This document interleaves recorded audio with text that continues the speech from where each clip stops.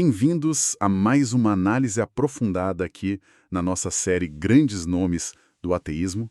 Hoje vamos mergulhar no pensamento de Sam Harris, uma figura central do neo-ateísmo, mas com um toque bem diferente, né? Com certeza. Se a gente pensa nos quatro cavaleiros, o Dawkins, Dennett, Hitchens e ele, o Harris realmente se destaca. É verdade. Não só pelo estilo, que é provocador, usa umas analogias afiadas, uma lógica bem clara, mas ele vai por uns caminhos meio inesperados. Exatamente. Enquanto os outros focam muito na crítica científica ou histórica da religião, o Harris sempre trouxe a moralidade para o centro da discussão. Tipo, como ter ética sem precisar de fé? E o mais curioso, né? Ele é o único ali do grupo que abraça, assim, abertamente uma forma de espiritualidade. Claro, uma espiritualidade não teísta, sem Deus. Pois é. E é essa tensão que a gente quer explorar hoje, né? Como ele tenta, ao mesmo tempo, dar ferramentas contra o dogmatismo religioso, mas também construir uma base racional para a ética e até explorar práticas contemplativas. Isso. É essa mistura que faz ele ser tão relevante e, vamos ser sinceros, às vezes bem polêmico. Nossa missão aqui é tentar desvendar essa singularidade dele, entender por que ele incomoda tanto e por que ele é importante. Ótimo ponto. Então vamos começar por aí, por essa busca de uma ética sem fé, que ele chamou de a paisagem moral. Qual é a ideia principal disso? Olha, a ideia central do livro, que tem esse nome, é bem ousada. Harris basicamente argumenta que moralidade não é só questão de gosto pessoal ou de cultura. Uhum. Ele propõe que existem fatos mesmo, objetivos, sobre o bem-estar de criaturas conscientes. E a moralidade deveria ser sobre isso, maximizar esse bem-estar e, claro, minimizar o sofrimento. Ele usa aquela imagem da paisagem, né? Tipo um mapa com montanhas de felicidade e vales de sofrimento. Exato. E a ciência poderia, em tese, nos ajudar a achar os caminhos para subir as montanhas. É essa a metáfora. É forte visualmente, mas... Bom, aí já começam as perguntas difíceis, né? A gente pode medir o bem-estar objetivamente? Dá para quantificar a felicidade? Que é uma coisa tão... Complexa. Exato. Emoção, satisfação com a vida, propósito, autonomia, é muita coisa junta. Parece uma tarefa gigantesca, né? Considerando o quanto isso muda de pessoa para pessoa, de cultura para cultura, até com o tempo. O Harris dá uma solução prática para isso ou fica mais no campo das ideias? É mais um projeto, sabe? Uma direção a seguir do que uma fórmula mágica. As fontes que a gente olhou reconhecem isso. É ambicioso, tem dificuldades, ninguém está falando de ter um felicitômetro amanhã. Entendo. A ideia é mais que a ciência, tipo neurociência, psicologia, sociologia, pode sim dar informações importantes. Dizer quais condições individuais ou sociais levam para mais bem-estar ou mais sofrimento. Ver isso como um problema de otimização, como uma das fontes sugere, ajuda a entender. Ah, tipo engenharia. Isso. Mesmo que a função bem-estar seja super complexa, a gente pode tentar otimizar ela com as melhores informações que a gente tem. Entendi. É uma tentativa de trazer a ética mais para perto da ciência, do empírico. E como fica aquela distinção clássica da filosofia entre moralidade e ética? Ele mexe nisso? Conceitualmente, ele faz uma distinção até interessante numa palestra TED. Moralidade seria mais sobre as regras entre as pessoas, como a gente se trata, coisa que surge quando tem interação. Certo. Já o bem-estar individual, que ele talvez chamasse de ética num sentido mais restrito, seria relevante até se você estivesse sozinho numa ilha deserta. Suas escolhas ainda afetariam seu próprio sofrimento ou bem-estar, mesmo sem impactar ninguém. Faz sentido a distinção. Mas ela se sustenta nos trabalhos dele? Parece que tem crítica sobre isso, né? Aí a coisa fica um pouco mais turva. Os críticos apontam que, na prática, principalmente lá no A Paisagem Moral, ele acaba usando os termos meio que como sinônimos. O foco grande é sempre no bem-estar, seja individual ou coletivo. E isso simplifica demais. Para os críticos, sim. Corre o risco de passar por cima de debates filosóficos bem importantes e das diferentes visões culturais sobre o que é uma vida boa, sabem? E claro, isso leva direto para aquela pedra no sapato da filosofia. O salto do é para o deve. Mesmo que a ciência descreva o que é o bem-estar, Dizer que a gente deve buscar isso já é um valor, né? Uma escolha ética. Exatamente. A ciência pode dizer como chegar lá, se a gente decidir ir. Mas a decisão de que o bem-estar é... O valor moral supremo, Isso não vem da ciência. É uma premissa filosófica. que ele defende com unhas e dentes, imagino. Com certeza. Mas é bom a gente ter clareza que é um ponto de partida normativo. Aquela ideia da otimização ajuda a entender a lógica dele. Para tornar a moralidade algo mais prático, operacional, ele define um objetivo, o bem-estar, e aí busca os meios. Talvez simplificando umas camadas filosóficas no caminho, sim. Então, o foco é tornar a moral mais prática, quase uma engenharia social baseada em dados. Como isso funciona na vida real? Tem aquele exemplo do vendedor de armas que ele usa. Sim, esse experimento mental é para mostrar se a razão pode mudar alguém que faz algo imoral. E o Harris é otimista na maioria dos casos. Ele acredita que, tirando talvez os psicopatas, as pessoas se importam sim com o sofrimento dos outros. Uhum. Então daria para convencer, com argumentos e apelando para empatia, um vendedor de armas de que o bem-estar geral, e quem sabe até o dele próprio em termos de satisfação pessoal, seria maior se ele mudasse de ramo. Mas ele admite que a razão não funciona sempre. Tem gente que ele chama de cognitivamente fechada para esses argumentos morais. E aí? Aí entra a sociedade, as regras e, se precisar, a força. Se a conversa não adianta e as ações da pessoa causam muito dano, Harris defende que a sociedade tem o direito moral, talvez até o dever de intervir.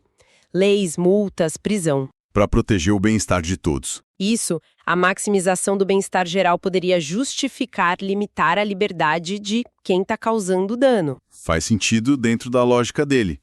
Mas a realidade... Bom, a realidade é bem mais complexa, né? As fontes mencionam poder, dinheiro, interesses, sistemas inteiros que protegem quem lucra com o sofrimento. E aí a razão sozinha não faz nem cócegas. Exatamente. O exemplo do projeto CyberSyn, lá no Chile, do Allende, uma tentativa de usar a tecnologia para otimizar a economia pensando nas pessoas. Que foi derrubado. Tragicamente.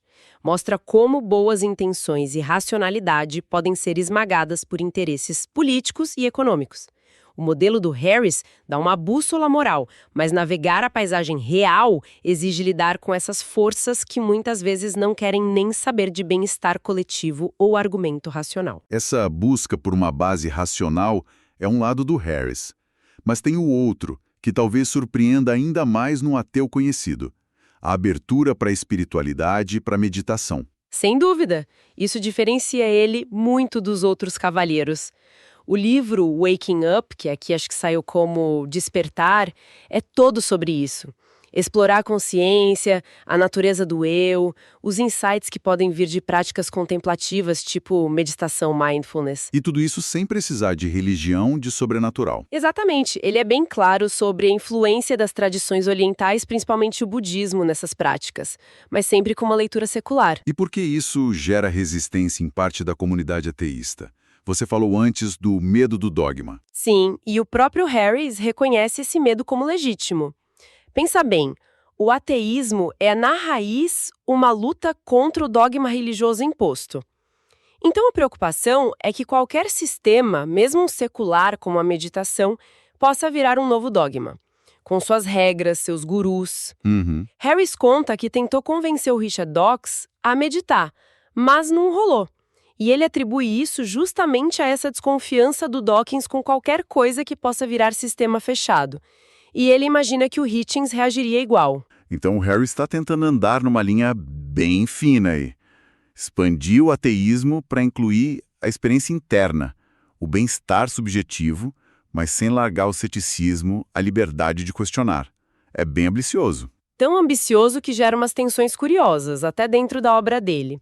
O Jorge Pires, numa das fontes, analisa uma passagem interessante do Waking Up. O que ele diz? O Harris faz uma comparação provocadora. Diz que a diferença entre espiritualidade oriental e ocidental é tipo a da medicina, só que a seta do embaraço aponta para o lado contrário. Como assim? Quer dizer, o Ocidente estaria mais avançado na medicina científica, mas o Oriente estaria na frente na compreensão da mente, da consciência, pela introspecção. Entendi. uma especialização cultural, digamos. É, até aí tudo bem. Mas o Pires nota que, logo depois, umas páginas adiante, o Harris solta uma generalização que soa quase depreciativa com o Oriente intelectualmente. Fala que era uma mistura de folclore, ignorância e morte prematura. E aí exalta as conquistas científicas ocidentais, antibióticos, genoma. Nossa, parece contraditório com a valorização da meditação oriental que ele mesmo faz. Exato. O Pires, que admira o Harris, vê essa dualidade. Harris valoriza as técnicas meditativas orientais porque são empíricas, baseadas na experiência, não na fé cega. Mas na hora de falar de ciência e medicina, parece que ele cai numa visão meio etnocêntrica, como se a ciência fosse propriedade do Ocidente, e não um método universal, que teve contribuições de vários lugares. Entendo a crítica. E qual a mensagem que fica dessa análise? Que o objetivo não devia ser essa briga, leste versus oeste, sabe? Mas se integrar o melhor de cada lado, com crítica, com ceticismo. E, ironicamente, é isso que o projeto do próprio Harris tenta fazer, né? Uma espiritualidade secular, informada pela ciência e pela prática contemplativa, apesar dessa escorregada no texto. Uma integração crítica. Isso leva a gente para o lado mais, digamos, direto do Harris. A crítica dele aos dogmas religiosos. Ele não costuma aliviar, né? Definitivamente não.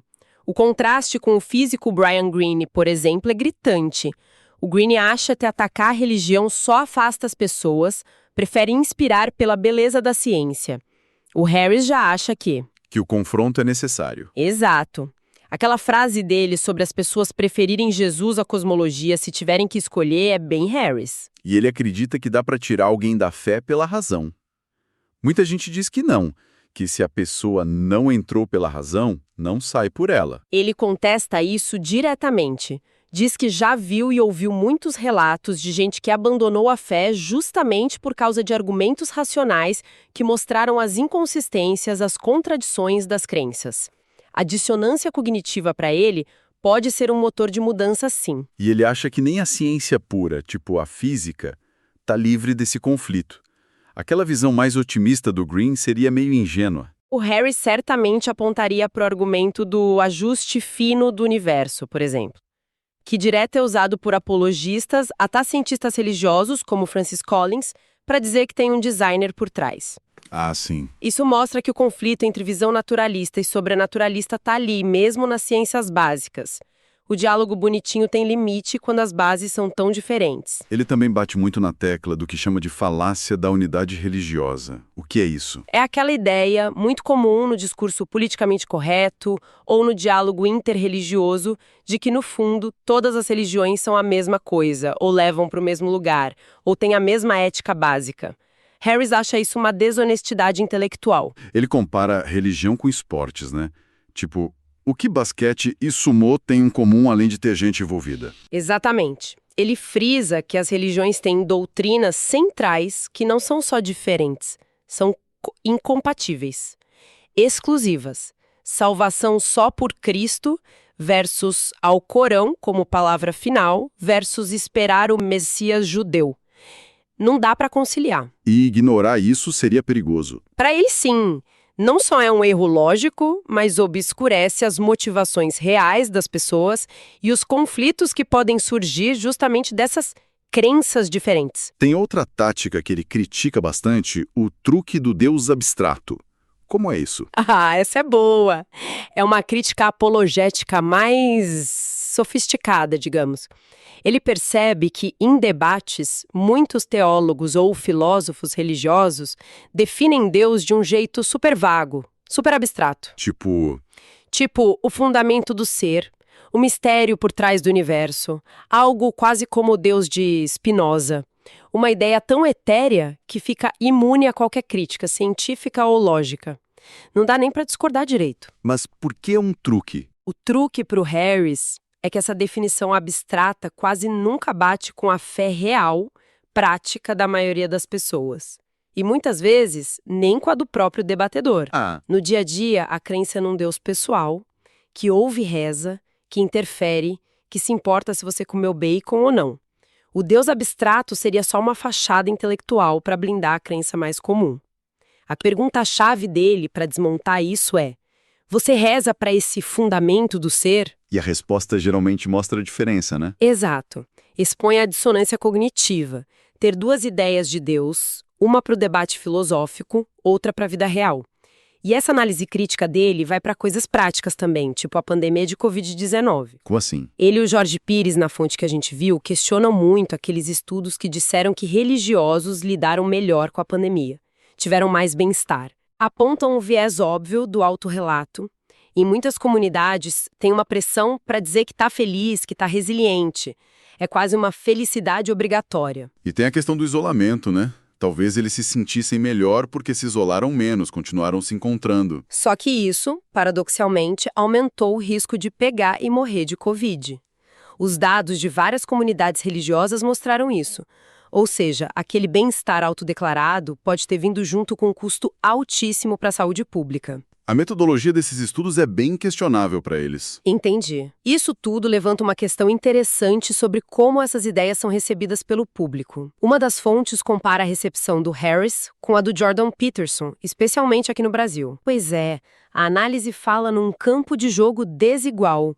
O Peterson, que muitas vezes reforça valores religiosos tradicionais, encontra um terreno fértil, um reforço cultural enorme em países religiosos. Ele meio que valida o que muita gente já pensa. Enquanto o Harris que critica essas mesmas crenças de frente. Isso. Aí ele enfrenta resistência, hostilidade. A fonte fala em multidão de cristãos raivosos. Criticar a religião dominante tem um custo social, psicológico, que afirmar ou acomodar não tem. Isso não quer dizer quem está certo ou errado, mas mostra que a popularidade de uma ideia não depende só da lógica ou da evidência. Depende muito do contexto cultural, dos interesses que ela mexe ou apoia. É um ponto crucial para entender o debate público mesmo.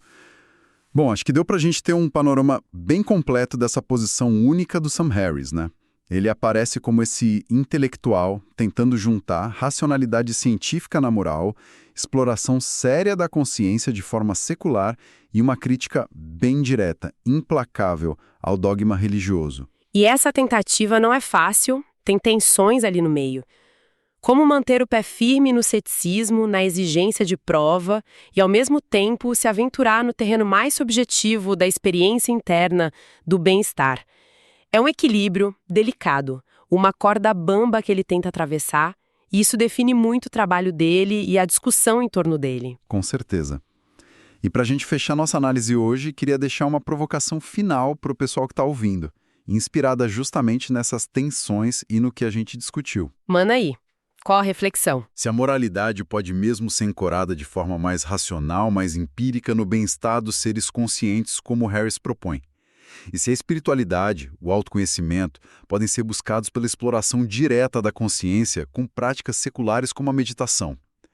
Que espaço real sobra, ou que espaço deveria sobrar para as narrativas tradicionais, para os dogmas religiosos, para as figuras divinas na nossa busca por sentido, por ética, por conexão no século XXI? Uma pergunta aí tanto, que certamente vai continuar ecoando por aí muito além do Sam Harris,